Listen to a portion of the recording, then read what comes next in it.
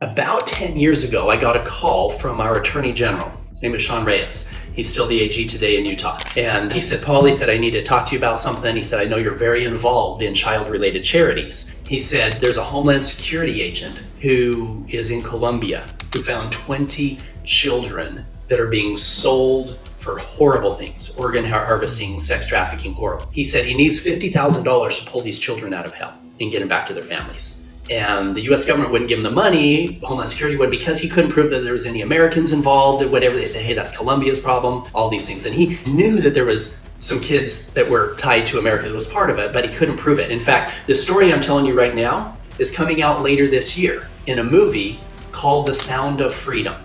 Angel Studios just picked up the contract on it. It'll be coming out on their platforms. And Jim Caviezel, he plays Jesus, Passion of the Christ, Count of Monte Cristo. Jim plays the part of the Homeland Security agent who recruited me. The actor who plays me is actually the producer of the film. And that was my first mission, so it shows how I was brought in. So in real life, what the story is, I get this phone call from the Attorney General. I helped to fund this mission. It ends up being the largest child rescue mission in one day in history that I know of up to that time. 127 children.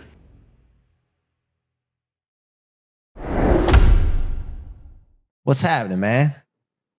Hey, brother. Can you hear me okay? Yeah, I can hear you great. And there's when you're looking at this, sometimes you see those little people. It's me, you, and the wait bot. Those little circles. Yes. Yeah. So if you look over to the right, there's a rectangle with a little dot in the bottom. If you hit that rectangle, it'll get rid of those. It'll have comments and all that, but it's you, because it's, I don't know why they made it like this, where you're on the bottom, you can't see your face very clear, but whichever one works for you. I'm not here to look at my face. I'm here to look at your face. So I know, man. I know, but I just wanted to tell you how to work this thing. So, but it's great to see you. Where you're in Mexico? I am. Yes. Yep. Here in the Yucatan, we're looking at some properties here. Here, hold on. Tell me if your audio is better. This in. How's my audio now? Any better? About the same. Actually, a little bit better. A little bit better, actually. Okay, that kind of killed. Okay, I'm pulling that off. Sorry, I threw a mic in hoping that would make it better, but it didn't seem to. I couldn't hear no, you. You sound good right now. You sound good right now. So, all right, cool. So, what I'm gonna. Oh, so by the way, you're in Yucatan. I was just down in Cancun at the Moon Palace Grand. Are you close by there? Pretty close. We'll be by there in 3 days. I'm in a place called Merida right now, so it's right south? At the top. Yeah, it's right at the very, very top. It's actually the safest city in all of Mexico, safest city in all of Latin America. In fact, it's safer than any city in the U.S. except for 2. So it's a really beautiful place here, and nobody knows about it. Now, so up north then, like north of Cancun is where you are. Yeah, right at the very top. Yep, on the yeah. Because Isla Mujeres is up there. Playa Mujeres is up there. I've stayed up there too before. Yep. All right, cool. All right, so I just invited a bunch of followers in, just in case their notifications, they see them. You'll see some people come in at the bottom. There's a couple people already here. Welcome, folks. Getting ready to interview Paul. So Paul, I'll play some music to start, just 30 seconds or whatever, and then I'll read your bio. And then from there, I ask you the question right here to start the show. What are you made of? And you can answer that however you want. And then we just converse and hear the stories that you have to tell. So whatever you want to share. But really, really interested with this show is the ingredients that have gone into making my guests who they are. And that's what we look for. It's not the successes are one thing, you know the deal, but we want to know how the heck, like what went into it, you know, because everybody thinks it was easy. Not even close. Yeah. All right. Let me, I got poor network quality. Why is it doing that to me? Can you see me okay? Yep. On my end? See you great. Okay. All right, cool. Let's kick it off.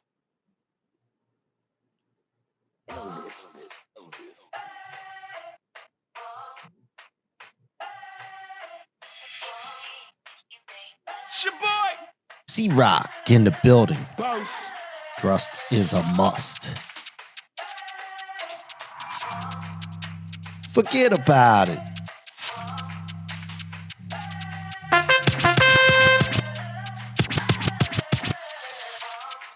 Five, 4, 3, 2, 1.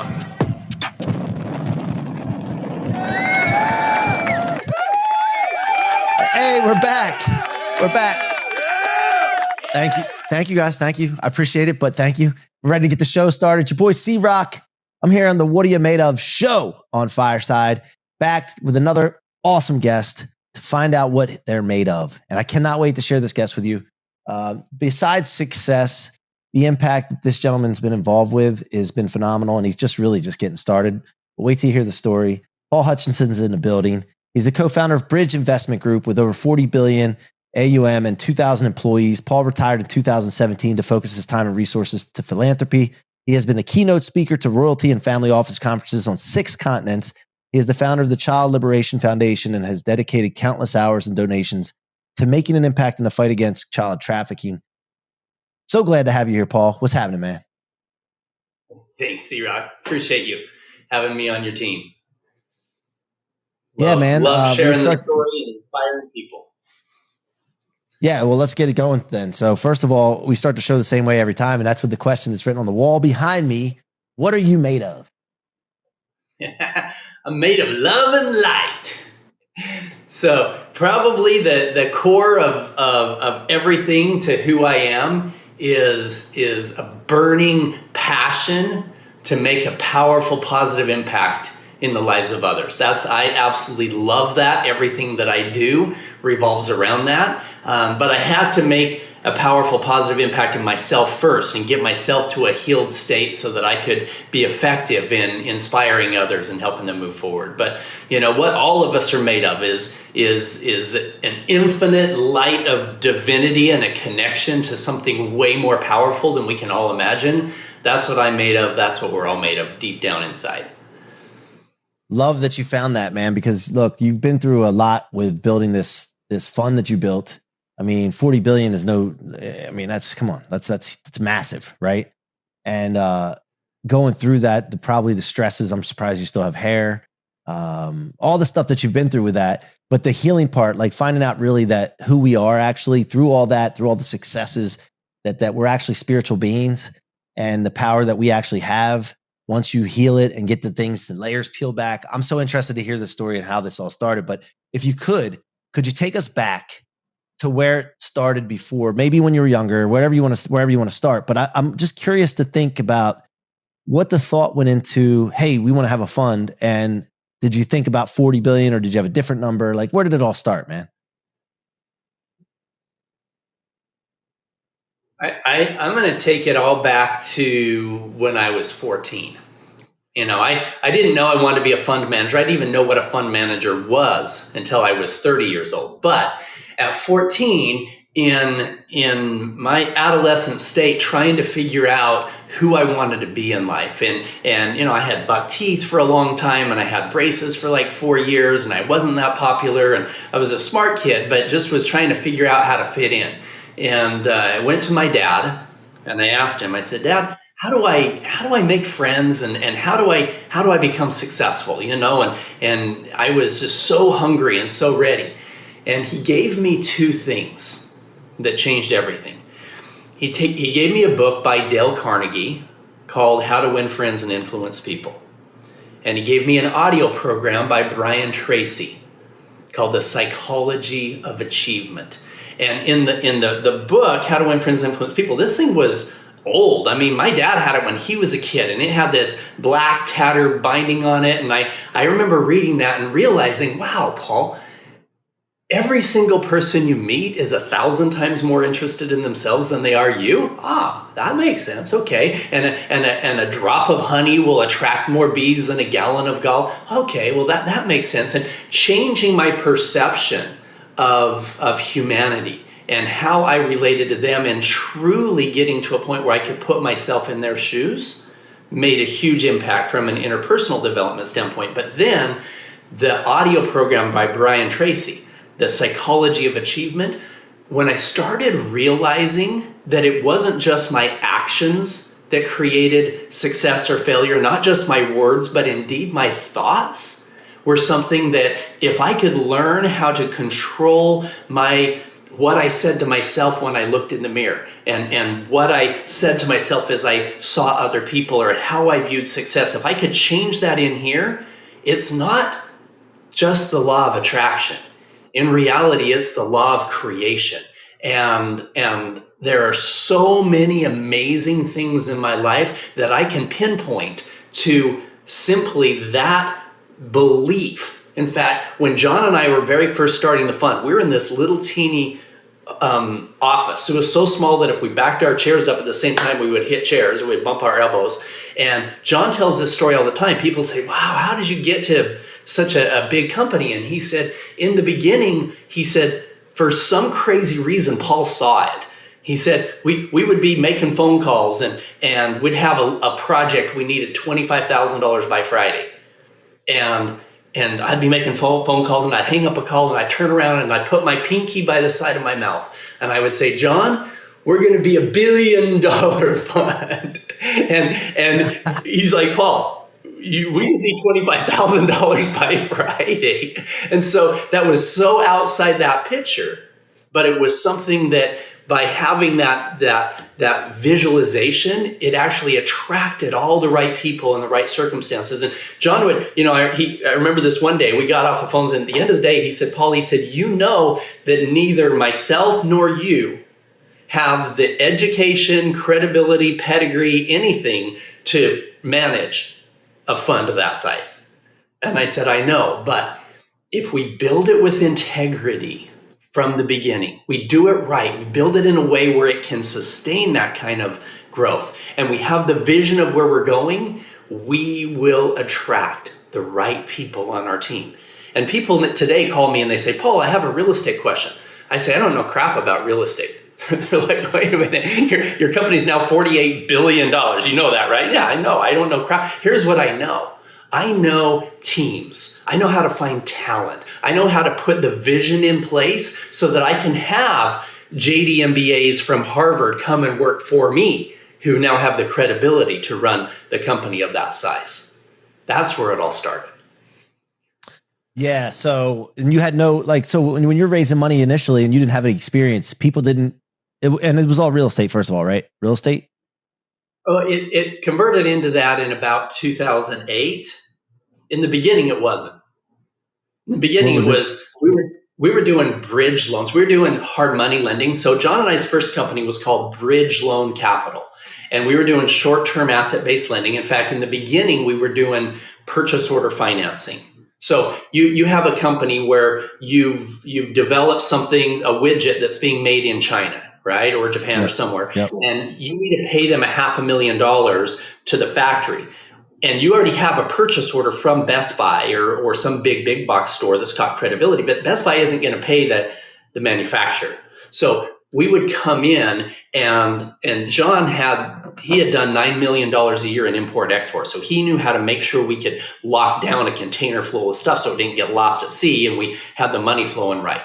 And so that's what we did. We would, somebody would buy something in China for $500,000, sell it to Best Buy for $1 million. They've got $500,000 profit in 30 to 60 days, but they need that $500,000 up front. So that's what we were doing in the beginning. Gotcha.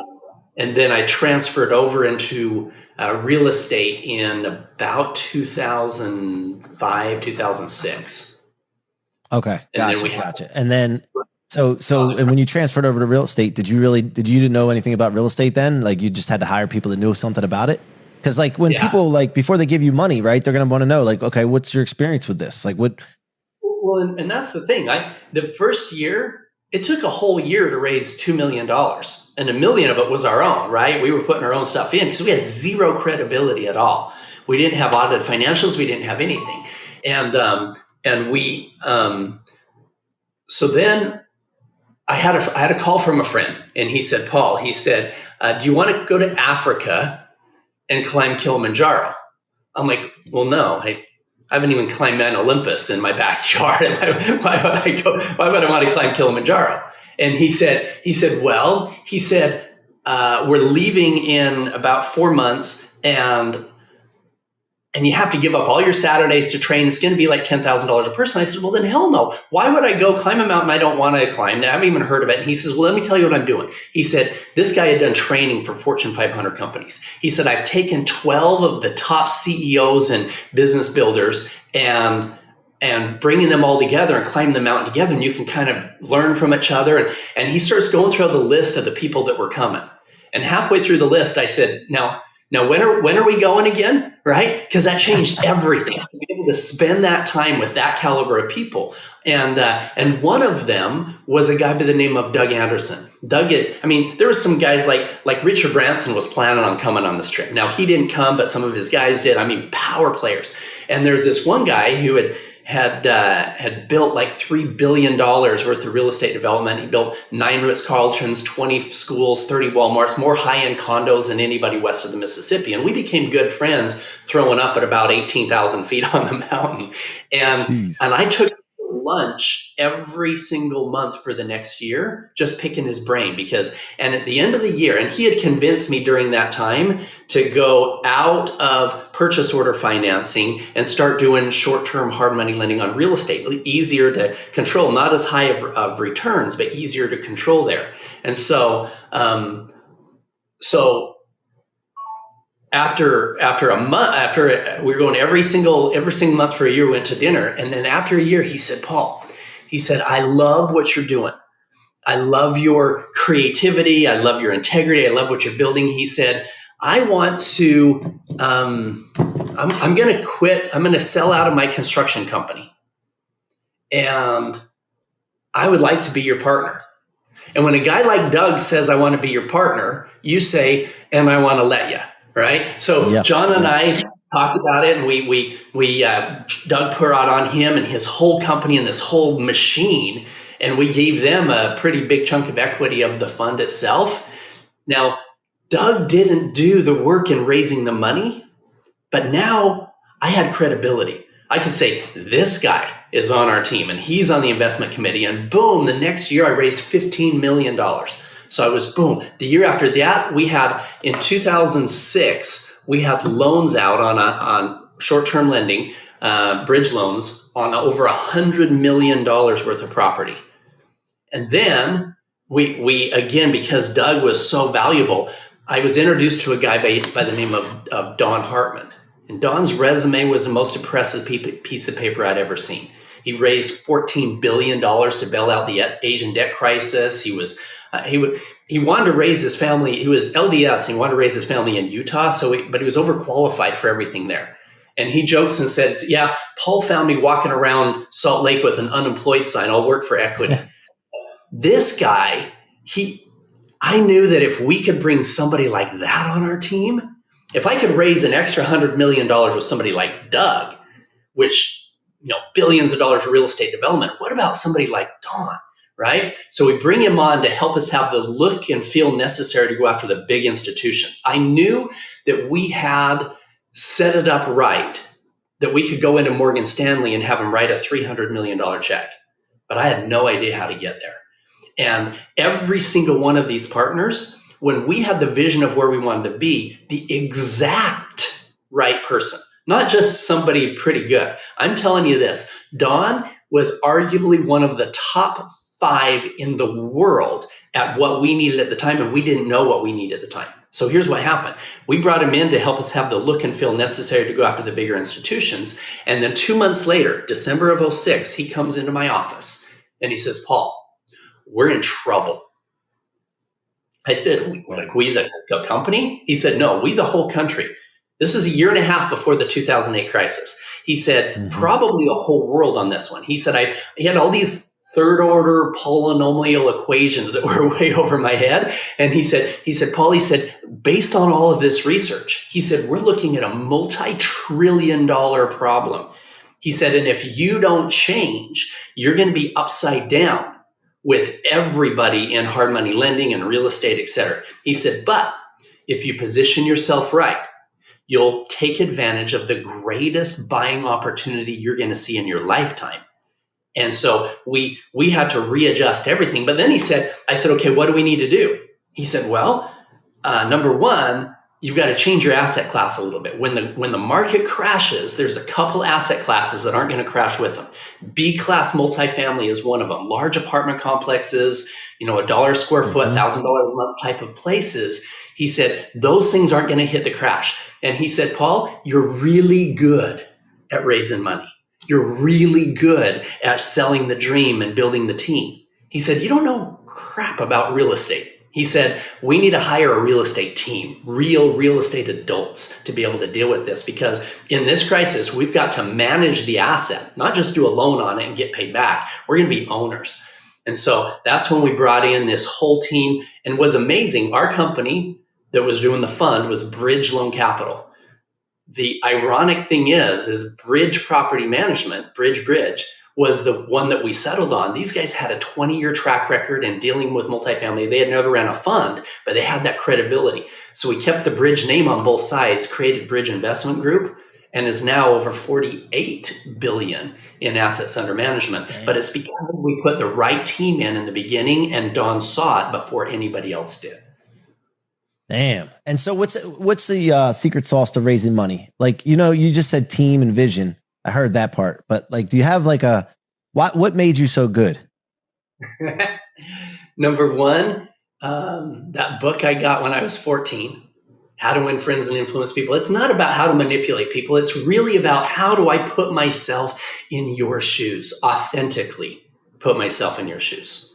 And when you can do that from a true, authentic heart position and say, okay, what is it that I have that I could benefit your life?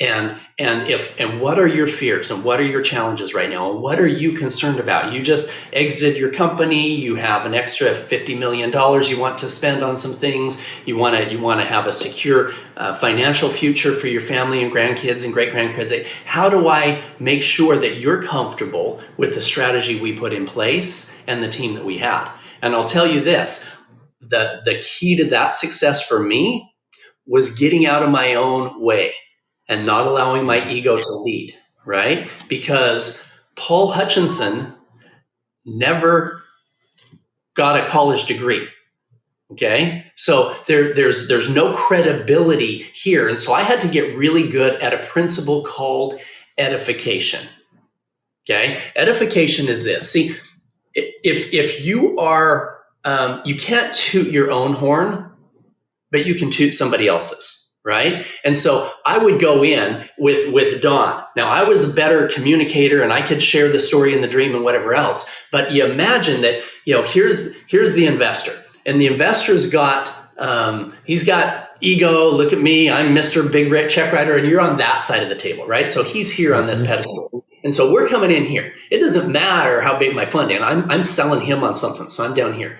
Right. So on purpose, Don would show up later than me at some of the meetings, right? He would show up later than me. I would get in there early and I would edify the crap out of him. Now, I wouldn't lie, but I can tell his story better than him. Always. And I can tell your story better than you always, because it's not coming from a place of ego from you. I can say, man, Don did X, Y, Z. He raised all this money in Asia. He saw the crisis happening beforehand. I can go through his history. So by the time that Don walks in the door, from a pedestal standpoint, here's the investor and here's me down here, I put Don right up here, right? So I'm building his credibility in an authentic way. So now they'll listen to him, right? Where they wouldn't before. Now, what Don would do in this, now that Don's in this position of edification in that meeting, because he knew I'd be following up with him, he would create his own workload if he didn't do the same for me, right? So by the time we leave, boom, he brings me up there as well in that cross edification principle, and people now will listen. We've got a product or a service that is truly something that will add value to them. We've built it with integrity. We've built the right team. We can show the team that we have, but we go in with a position of edification. I would do the same thing even if I was by myself. In the beginning, when I brought on Doug, the guy I met in Kilimanjaro, right? What I would do is I would say, don't look at me, look at our team. This is the team that we have. This is what the credibility, et cetera. And if I can build their credibility, that's all I need. It didn't matter that I was a young, never been a fund manager, any of these things. It didn't matter. It mattered that I brought the right people on that I could point to them and say, here's your credibility. Here's the guys that are managing your money. I'm just here. I'm the kite. They're the, sometimes I felt like I was the bulldog on the front of a Mack truck, right? I'm out there in front, but I got this power behind me. Yeah. Yeah. I love it, man. No, you know what? And I don't know where I learned that. I feel like it's like I've witnessed it and not really realized it. And I think I've done a lot of that in my life. And then when I ask people like you that have been through these things and raising these money, then I go back and I hear that and I refer back to my life and I'm like, oh, okay, that's why it worked. Or if I hear something from you, I'm like, that's why I had trouble with that, why it didn't work. But through the experiences, like we all go through these things, you start to figure things out naturally, but it's not like a aha all the time until you speak to a mentor or somebody that's been further along than you. So I love that. So I could talk about this part all day. I got so many questions for you, but let's get into how you got out of that and then what the next mission was for you and why they chose you to do those missions. I know the story, but I want to share it with the audience. Fantastic. So, yeah, I've always felt the importance of charity work in everything that I did. In fact, I can pinpoint throughout the growth of the fund so many times where I chose to write a big check to a foundation, to Make-A-Wish, to Primary Children's Hospital, whatever it was. I was able to very clearly track the times where I was being overly charitable and I got massive amounts of return coming back in terms of the growth of the company, et cetera. It happened over and over again. So I served on many different board of directors because, number one, it felt good. Number two, it was a great way to meet people of influence and people who could write the checks. And so, there was a little bit of an ulterior motive in serving on these boards, is because I was meeting some great people. About 10 years ago, I got a call from our Attorney General. His name is Sean Reyes. He's still the AG today in Utah. And he said, Paul, he said, I need to talk to you about something. He said, I know you're very involved in child-related charities. He said, there's a Homeland Security agent who is in Colombia who found 20 children that are being sold for horrible things, organ harvesting, sex trafficking, horrible. He said he needs $50,000 to pull these children out of hell and get them back to their families. And the U.S. government wouldn't give him the money, Homeland Security would, because he couldn't prove that there was any Americans involved or whatever. They say, hey, that's Colombia's problem, all these things. And he knew that there was some kids that were tied to America that was part of it, but he couldn't prove it. In fact, the story I'm telling you right now is coming out later this year in a movie called The Sound of Freedom. Angel Studios just picked up the contract on it, and it'll be coming out on their platforms. And Jim Caviezel, he plays Jesus, Passion of the Christ, Count of Monte Cristo. Jim plays the part of the Homeland Security agent who recruited me. The actor who plays me is actually the producer of the film. Tom Cruise? No, I'm just kidding. I was just throwing out. Man. So he plays. It's actually the producer of the film that's playing you. Yeah. Okay. So he plays me. Eduardo Verástegui is his name. I was in Mexico with Eduardo, and we were meeting with the president. Everybody wanted pictures of Eduardo. Nobody cared about the president of the country's pictures. So he's super popular down here. So great guy. And he plays the part of the multi-billion-dollar fund manager who quits his job to go help rescue kids. And that was my first mission. So it shows how I was brought in. So in real life, what the story is, I get this phone call from the Attorney General. I help to fund this mission. It ends up being the largest child rescue mission in one day in history that I know of up to that time. 127 children.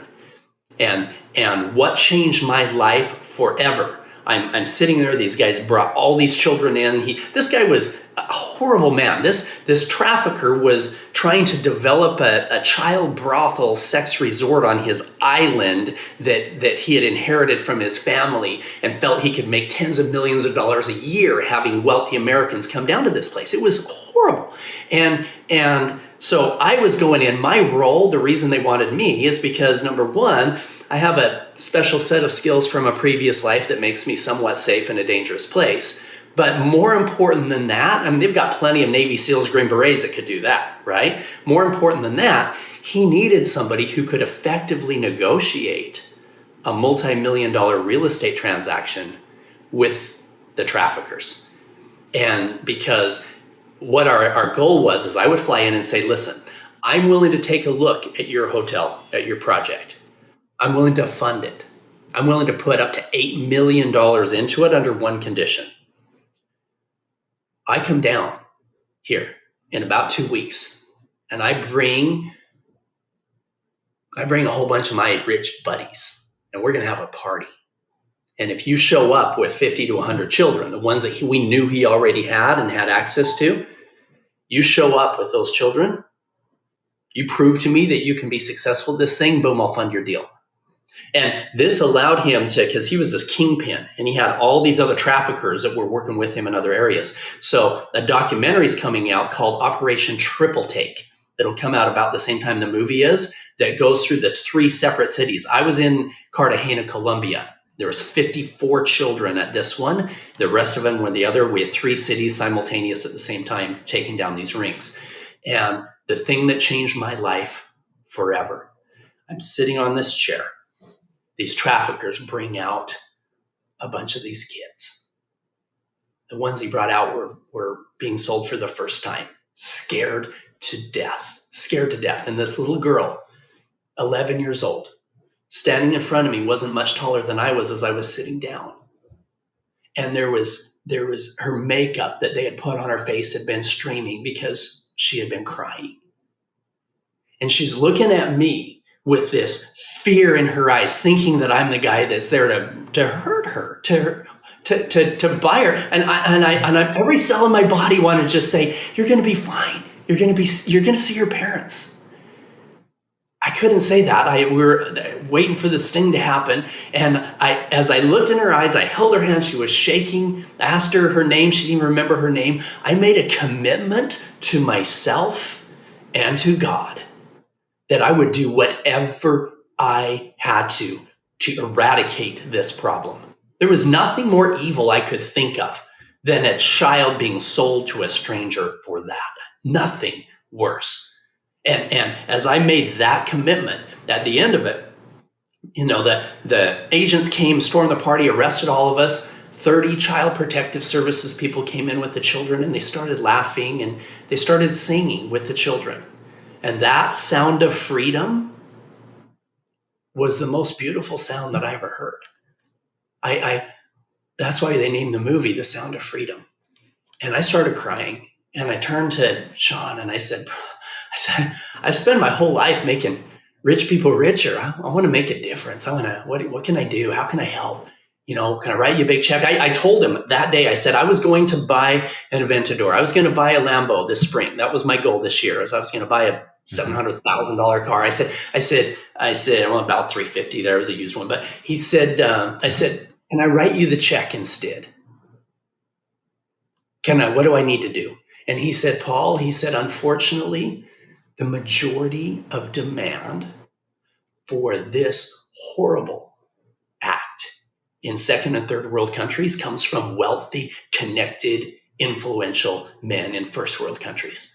He said, I can't teach my Navy SEALs how to wear a $4,000 suit and a $50,000 watch and negotiate a multi-million-dollar deal.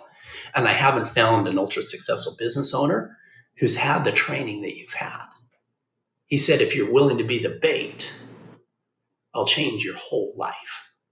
And so for the last 10 years, I've led or been involved with over 70 undercover rescue missions in 15 countries. And through our foundation and ones that we have helped to start and fund, over 5,000 victims have been recovered and brought back to their families again.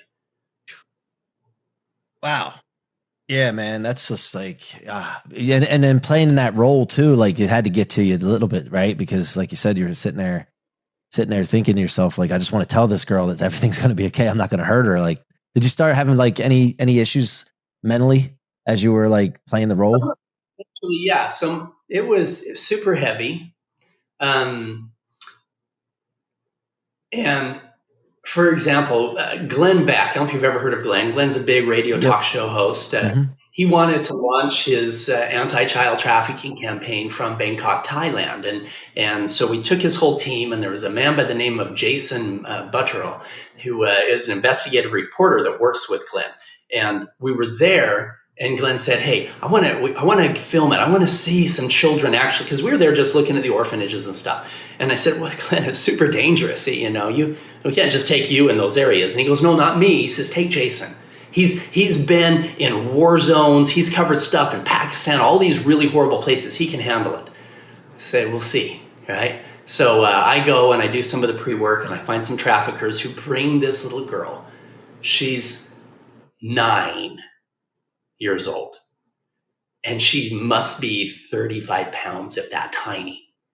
And they had her drugged. And and Jason, it crushed him to the soul to see that kind of thing happening. It crushed him.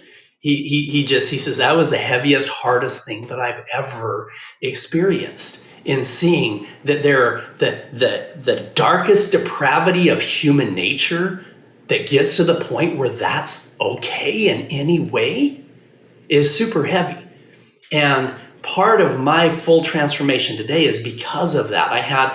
We had to start working with some different modalities to help break free completely. A lot of my team members were former Green Berets and Navy SEALs, and they already had a degree of PTSD themselves. Mm-hmm. And so being able to help them wash that away at the same time that, some of our deep undercover guys going in and seeing children in chains, that's super heavy. And so being able to get to a place where we could cleanse our soul and be in a beautiful place of light was super important. And it's also important to understand that in doing these rescue missions, I'm not going religious, but I'm going to go spiritual here because this is important. No, it's fine. Okay.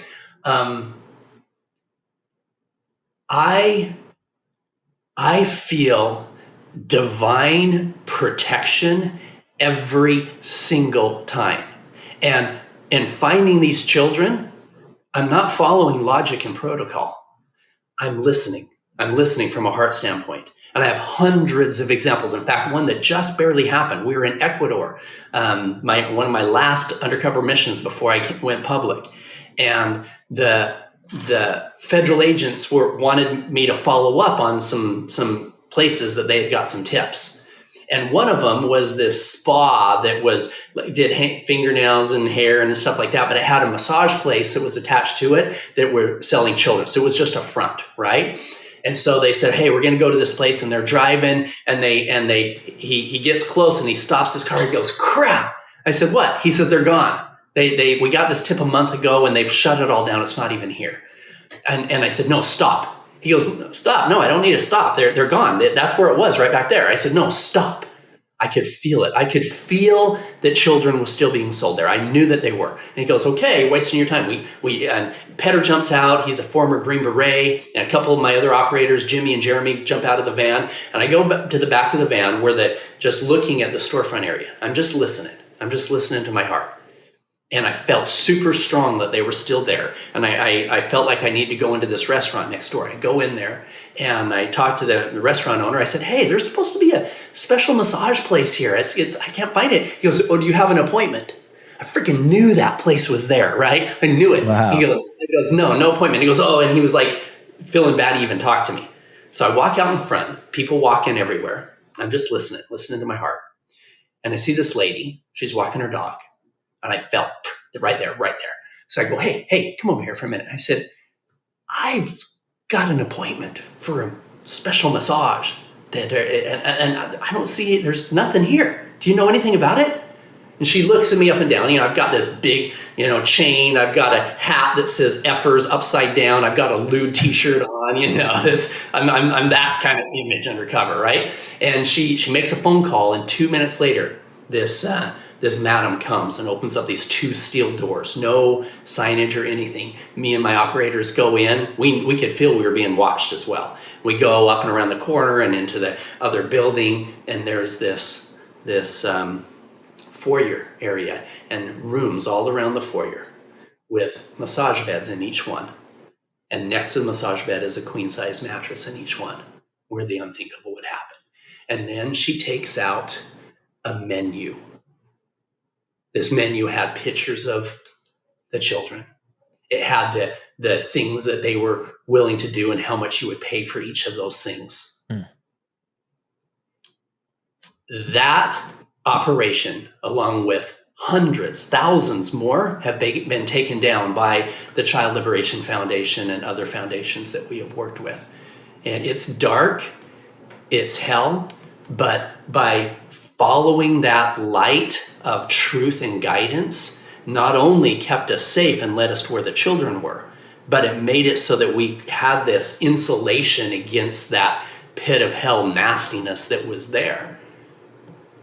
And people ask, wow, damn. People ask me all the time, C-Roc, they say, Paul, how can you go face to face with somebody selling an 8-year-old child and not have them see the anger and hatred in your eyes? How can you do that?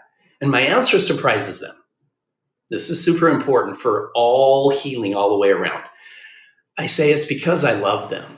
Well, you can't love them. They're selling an 8-year-old. No, I love that child and I love the innocence of that child more. And I will do everything in my power to ensure they never hurt another child again. But I've realized that if I'm ever judging another human being, whether it's for cutting me off on the freeway, selling me a child, whatever it is, if I'm ever judging them, there's a 100% chance that I don't have enough information to make that judgment. I don't know if that guy cutting me off on the freeway, if his daughter's in the hospital. I don't know if that guy selling me a child was raped as a child himself. I'm sure there was 1,000 bad decisions, bad things that happened to him and bad decisions that he made that got him to the point where he thought that it was okay to sell me a child. But I can't judge him. I can ensure that innocence is protected. I can ensure he's in a place for life that he's not ever going to be in a position to hurt a child again. But I can also look at that person with the divine light that he was born with and feel a degree of compassion there. And that is the first step to healing, right there. Powerful. I talk about unconditional love all the time, man. I talk about it all the time. That and not taking things personally. Those two things have been magic in my life. And so how did you decide to end your involvement in it directly? And what's the vision from here, Paul? Yes, that's a super important question because that's what this is all about. 10 years ago, when that little girl was standing in front of me with the tear stains on her makeup, and I made that commitment that I would eradicate that evil from the face of the earth, there was approximately 8 million children in that position. I'm not talking about just children in the labor camps that are going home at night to their parents. I'm talking sold human beings, most of them for the sex trade, right? Average age of 12 years old coming into that work. And approximately 8 million is one child being sold is unacceptable. 8 million is incomprehensible. However, today, I just finished my 70th undercover rescue end of last year. I was looking at the numbers and I realized that there are more children being sold today than there was 10 years ago. So if my goal in my lifetime was to eradicate this, I wasn't doing a very good job. With the millions, tens of millions of dollars I've helped to raise, with the countless times I've put my life in danger to find these children, yes, we made a powerful impact in the lives of each one of those children. Undeniable. However, because not enough was being done to solve the demand side, then every time we pulled 20 children out of hell, we created a vacuum. And that vacuum, another 20 or more children were sucked into that situation. And so now we're dealing with all the rehabilitation of these children we pulled out, and now there's even more children in that situation. So I took a step back and said, okay, Paul, you've been in the darkest, deepest places on the planet. And what needs to happen? And I looked in history, there was a guy by the name of William Wilberforce he was in the late 1700s. He lived in Europe. And at the time that he lived, it was accepted almost worldwide that it was okay to own another human being. And he had seen it. He had been in the slave ships. He had seen the children in chains, just like I have. And he was a wealthy, well-spoken, connected businessman. And he said, okay, what I'm going to do is I'm going to take my experiences of being there and share it with people so they could feel it and see it. And in some cases, even take them on the slave ship so they could feel and see it themselves. And in his lifetime was able to start changing the laws starting in Great Britain and others that eradicated slavery. And so here we are today. I'm like, okay, can I use my connections with influencers, my financial backing to really make an impact? What does that look like? And so I had to start digging into the cause. For a long time, I thought that the cause was pornography addictions, where somebody, if they get super addicted and they start going down this dark road where they want something harder and harder to have that same fix. And for some of them, harder is a little bit younger, and then they're acting out on these horrific fantasies, right? I thought that was the core cause. So I wanted to latch on to any foundations that were helping that. I realized that is a symptom as well, okay? The cause is something so much deeper. The cause is how we are perceiving ourselves, how we perceive other people. Yes, pornography will facilitate taking a divine feminine into an object in the minds of people. Yes, that's a fast road there, but it starts earlier. That objectification starts earlier in our training and how we perceive each other and ourselves. And a lot of it comes from unresolved trauma. Now, you were talking about, that healing process, and we've worked with a lot of these kids over the years in working with deep set trauma, being sold in that situation.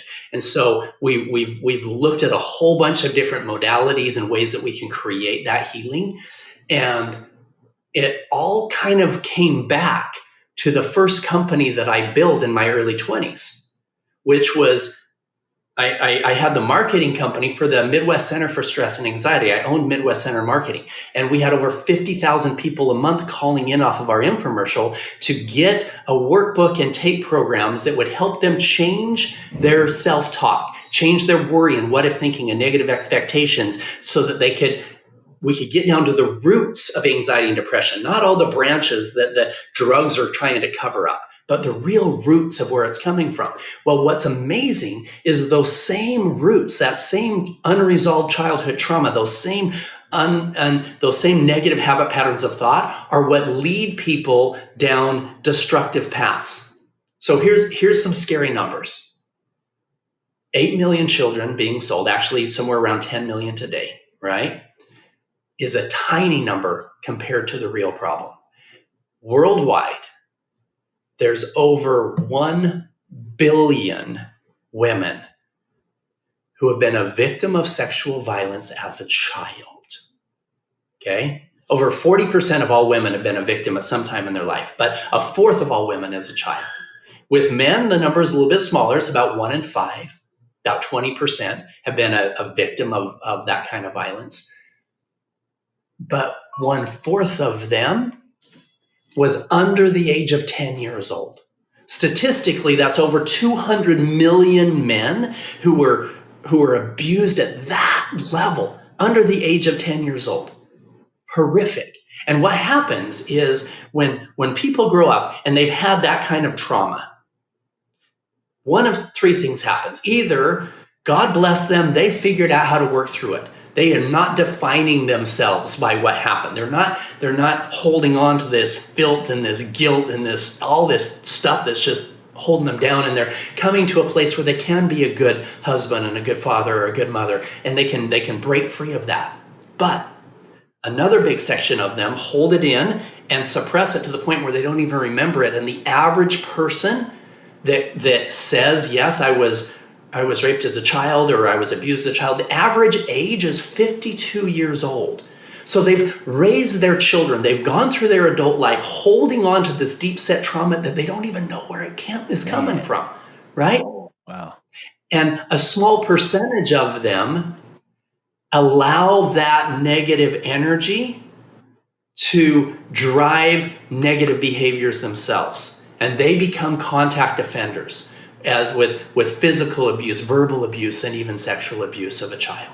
And so in those situations, because of the fact that I can come face to face with a trafficker who's already crossed that line and still love him, but put him in a place where he can't hurt anybody ever again. What could happen if we could take these adolescents that are growing up, these young adults, these people who have this deep set trauma, and if we could change how they see themselves?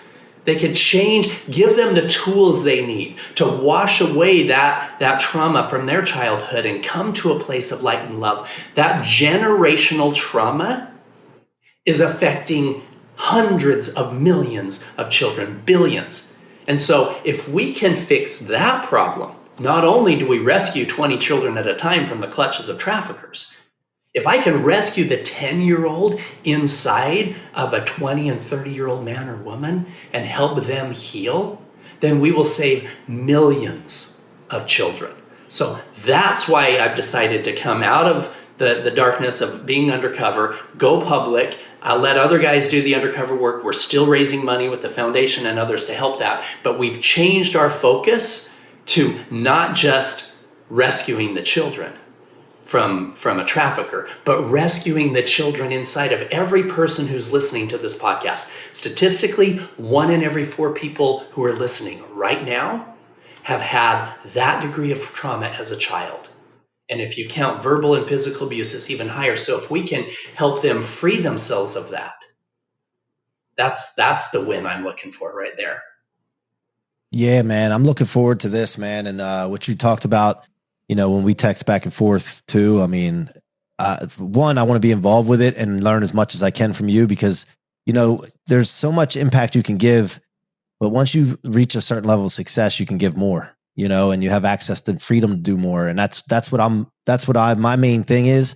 Paul, when I go out and try to be successful at different things, I don't think about the material stuff doesn't matter to me. It's about impact. And I want to be able to do what I want, when I want, with who I want, impacting. And so, man, I'm looking forward to that. It's just exciting to think about. And I know with the power that I have inside, the potential, I just feel this being that I have. I mean, I'm a 5'7" little Italian dude, right? but I have this being that could fill up a city, maybe even a country. I just feel it. I know it's there. And so any way that I can get it out there to do what it's got to do, man, I'm open to it. So thank you so much for being here, man. Thank you for all that you're doing, not just taking the money that you've made over the years and sitting back and chilling, golfing, but going out and making impact, man. That's what it's all about. And to me, that's what a hero is all about. Not that you want to take that credit, but I just thought I'd say that. Well, and that's why we're here in Mexico. We're actively looking at properties for healing retreats. We've funded a whole bunch of the safe houses for the children, but now we want to build a series of healing retreats for adults, for people like you and I, people who can go to a 3 or 4 day fully immersive transformational experience where we can teach how to get into a deep meditative state through breath work, through sound bowl healing, through a lot of other plant medicine type tools, etc., and have people come away with a truly transformational experience. That's what we're creating with that. Our company that's going to be doing it is called Libertadores. It's called the Liberators in Spanish, right? So it's going to be Libertadores healing retreats and stuff that's down here. That's why we're here, is because there's a beautiful ancient Mayan energy around here and some beautiful places that we can pick up and use for healing. So that's where we're putting together a team to put those together as well. I love it, man. I love it. Well, look, Paul, hang tight as I wind this down. But if people want to get engaged with you or reach out, what's the best way to contact you or your team? Yeah, you can look me up on Paul Hutchinson Official. On LinkedIn, everything else. That's too long to type. So we actually just picked up, you can look for a hashtag SoulHealer007. That'll get you to me. And we just picked up Liberate Humanity. So liberate-humanity.org.com. That's really what my new focus and the mission's going to be, is all about liberate humanity. Because I spent 10 years liberating those children. Now we're going to liberate humanity as a whole, give them the tools they need to break free and live a life of abundance. I love it, man. And I'm looking forward to working with you too, to get this message out on more podcasts. More people need to hear from you. First of all, the mission obviously is important, but you're a great storyteller. I don't know if anybody's ever told you that, you're a great storyteller, and a lot of guests that go on shows they just don't know how to tell stories, and you're great at that, man. So keep it up, and I'm looking forward to helping you with that further too. Thank you, Mike. All right, brother. Thank you guys for all being here, watching, whether you're here on Fireside or if you're listening to the podcast. Thank you so much for your support. Keep coming back, and until next time, it's your boy C-Roc. Be unstoppable.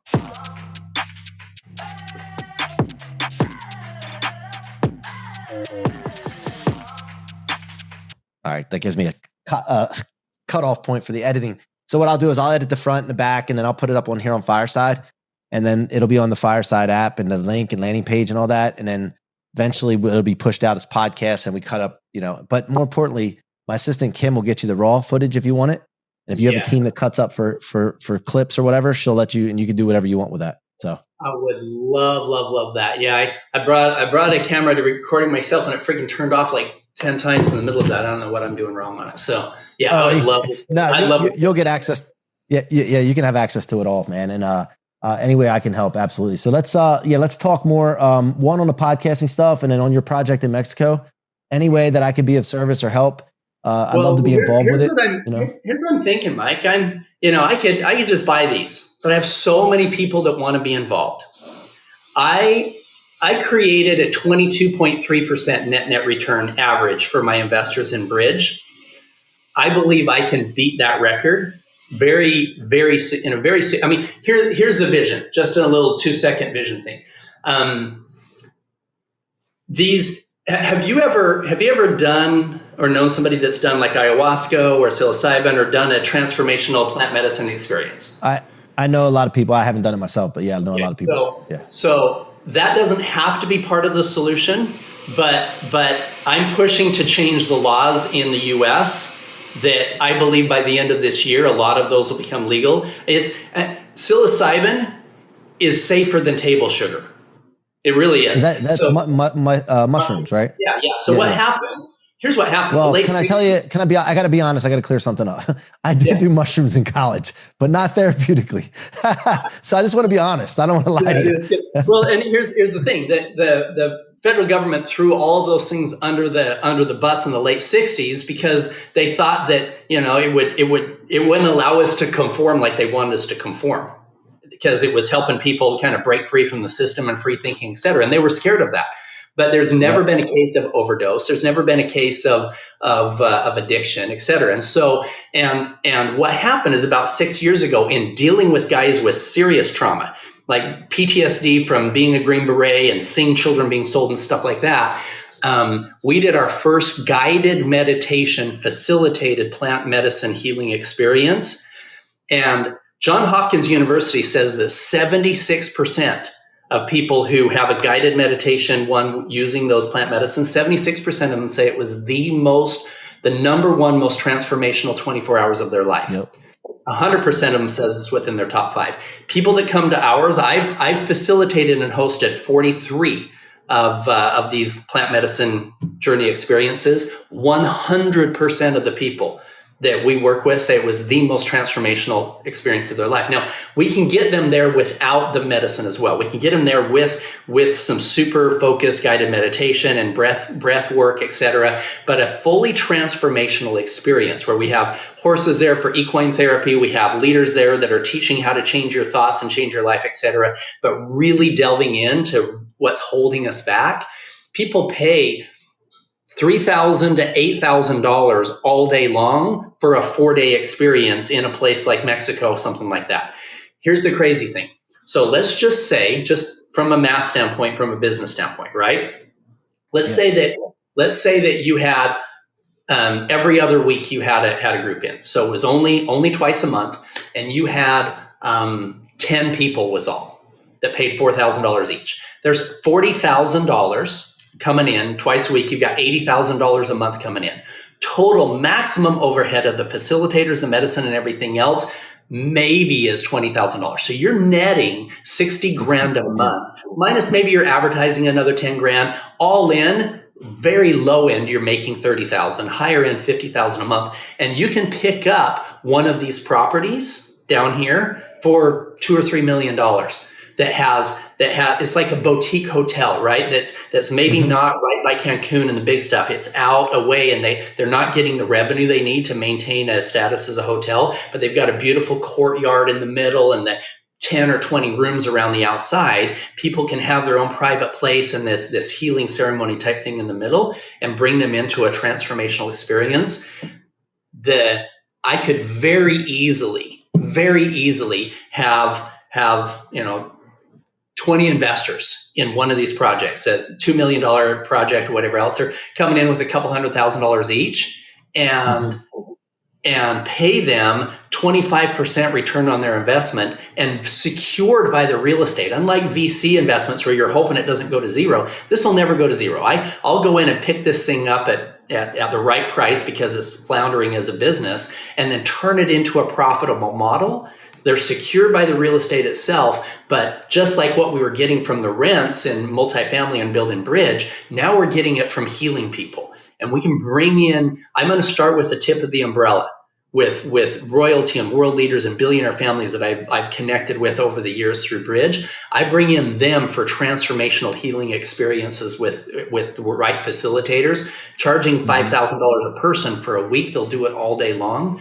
Then we have this massive impact on the world. And then we can take this model and duplicate it. And there's a lot of them out there, but the reason I'm looking here in the Yucatan is it's so much quicker to get to from the US. Yes, real easy. Yeah.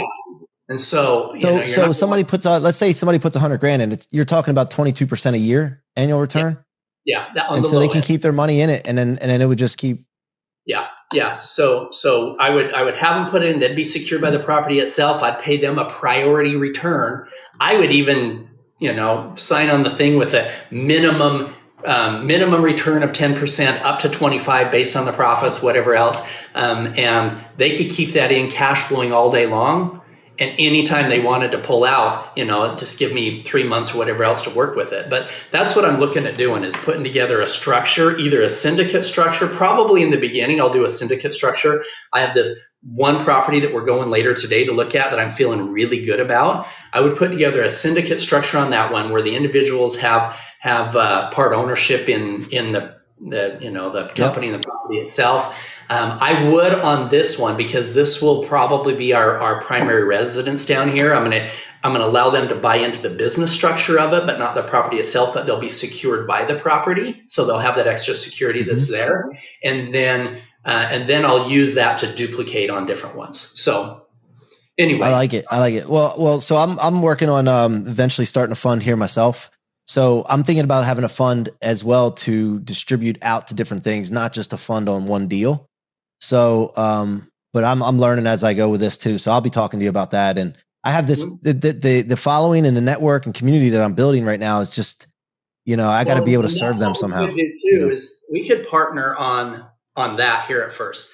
If I'm trying to get ultra high net worth guys, then I've got my network of guys who invested in Bridge. But if we want to maybe do almost a crowdfunding type of a thing where we're not necessarily getting the ultra high net worth guys, but they're buying in. So if we had some kind of a structure that allowed you to use your audience, then I could give you an override or a GP percentage of the money that came in from your audience. I would run the whole thing, have the security behind it and everything else. But based on the money that was brought in from your audience, you would have a GP ownership, which would give you an override on everything that they have invested, which would be fantastic. Yeah. I'm interested in that. So whenever you want to set up a call, discuss that. We can do that. And I'm open. So. Perfect. I'm all about assets. I told you before, like I've built a company that wasn't an asset for me before. And I just today resigned from the mortgage business, like just today. So I'm moving on to bigger, better things. Hey, you want to meet my daughter? Nice. Yeah. Thank you. Here, we're off the podcast. Hello. This is Kara. How are you? Good. My name is Mike, but people call me C-Roc. Oh, nice to meet you. He's got a huge audience, and they're the company. As soon as we figure all this stuff out here, and I'm back at home doing more podcasts, they're the ones that actually set up podcasts with a whole bunch of other influencers and stuff. So we're like a PR agency for podcasting. Yeah, they do a great job. So where are you based? I live on the East Coast in Ocean City, Maryland. So the ocean is right here, the Atlantic Ocean out this window here. So Yeah, That's a nice- cool. Yeah. So how many kids do you have, Paul? Nice meeting you. So I Nice have meeting you. I have three boys from my first marriage, and then Kira is from Vanessa. She actually changed her name to Hutchinson, and Vanessa and I aren't even married yet. We're getting married in 3 weeks down here in. That's awesome. So Kira is 24, and then we have a couple other kids that we call our kids. They're not blood related. Yeah. But one of them, Garrick, he's my son. He's actually heir to the throne of the Marshall Islands. He was born into royalty. His mom was worried that his dad was super. She was worried that Garrett could get beat up. The king was just a ruthless man, especially to his own kids. Yeah. So mom sent him to the U.S. to learn leadership and be safe until his dad passes away. And his dad just died, so now he's got the opportunity to go back and run the company in the country. That's cool, man. That's cool. Jeez. Well, look, man. Let's set up a follow-up call. I got your number. I'll be texting you, and whenever you're free, I know you're down there right now looking at properties, whatever. But let's set up a call to discuss that because I'm definitely interested in the fund. So. Yeah, love to work together on that because I've got the credibility and the background and the team and the whole system in place. It'll be easy to raise money around that. And we can partner on the GP side on your listeners. So, because I could take a bunch of billionaires and have them put some stuff in, but if I have people who are like, hey, you know what? I'm making 25% a year and I'm helping people. I'm transforming lives. That's a win-win. Yeah, man. And then for us little guys, like I want to get in and start helping, and yeah, definitely. We'll have access to that. So, all right, cool. I'll be in touch, man. Thanks so much for being here and have a great time down there. Good luck with the property. Thanks, brother. Talk to you soon.